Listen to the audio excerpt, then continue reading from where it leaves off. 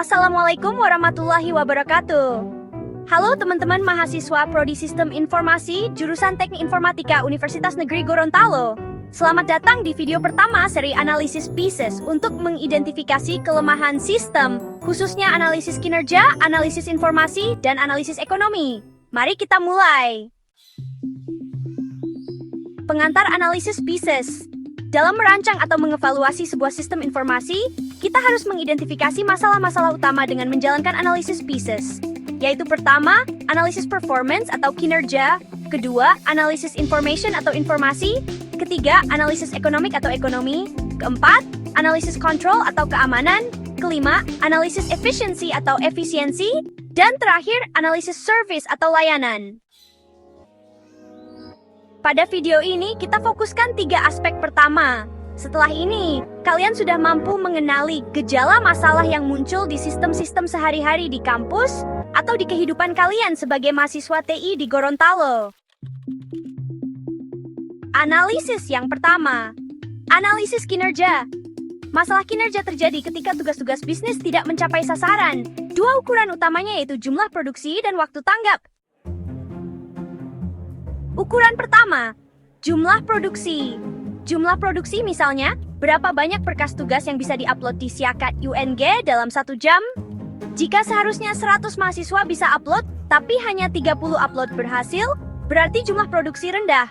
Contoh nyata, saat pendaftaran KKN online, banyak yang gagal submit, sehingga mahasiswa mengulang berkali-kali. Ukuran kedua, waktu tanggap. Waktu tanggap rata-rata jeda antara permintaan atau request dan respon sistem. Bayangkan kalian pesan tiket wisata hiu paus di aplikasi wisata lokal. Jika butuh 10 detik menunggu loading tiap kali klik pesan, sementara standar UX atau user experience yang baik itu cuma 2 detik, maka waktu tanggap sistem kita terlalu tinggi, menyebabkan frustrasi pengguna. Sekarang kita masuk ke analisis yang kedua, analisis informasi. Analisis informasi menilai kualitas data yang dihasilkan sistem. Ada 4 masalah umum. Masalah pertama, kurangnya informasi yang relevan. Contoh, laporan absensi hanya menampilkan total hadir tanpa rincian mata kuliah. Dosen bingung menilai keterlibatan mahasiswa per sesi.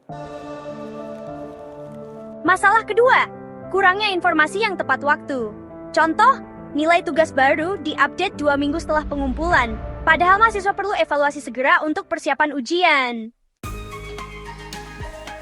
Masalah ketiga, terlalu banyak informasi. Contoh, dashboard e-learning memuat grafik kehadiran, nilai kuis, diskusi forum, dan file referensi sekaligus, membuat mahasiswa kebingungan apa yang harus dicek dulu. Masalah keempat, informasi tidak akurat. Contoh, data biaya UKT di sistem keuangan kampus berbeda dengan tagihan di bank, sehingga mahasiswa kaget saat bayar. Bagaimana mendeteksi? Wawancara pengguna seperti staf, dosen, mahasiswa untuk tahu apa yang mereka butuhkan. Audit data. Cek sampel record di basis data.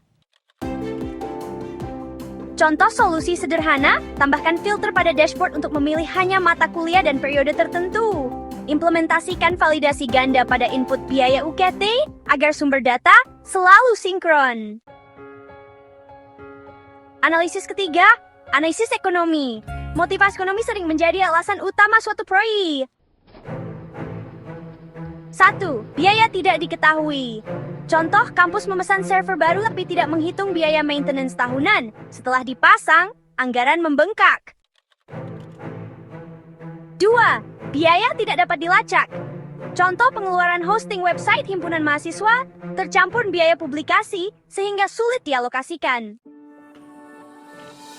3. Biaya terlalu tinggi. Contoh, lisensi software statistik mahal, padahal sumber open source seperti RStudio tersedia gratis. Strategi, lakukan total cost of ownership atau TCO, hitung semua biaya langsung dan tak langsung sebelum implementasi. 4. Pasar baru dapat dieksplorasi. Contoh, aplikasi pendaftaran beasiswa bisa dibuka untuk mahasiswa perguruan tinggi lain di Gorontalo, sehingga menambah sumber pendapatan. 5. Pemasaran dapat diperbaiki.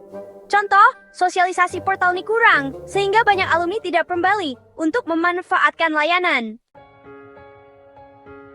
Pesanan dapat ditingkatkan. Contoh, jika sistem e-katalog kampus bisa menampilkan rekomendasi buku berdasarkan jurusan, mahasiswa lebih tertarik membeli melalui fasilitasi kampus. Contoh di kehidupan sehari-hari.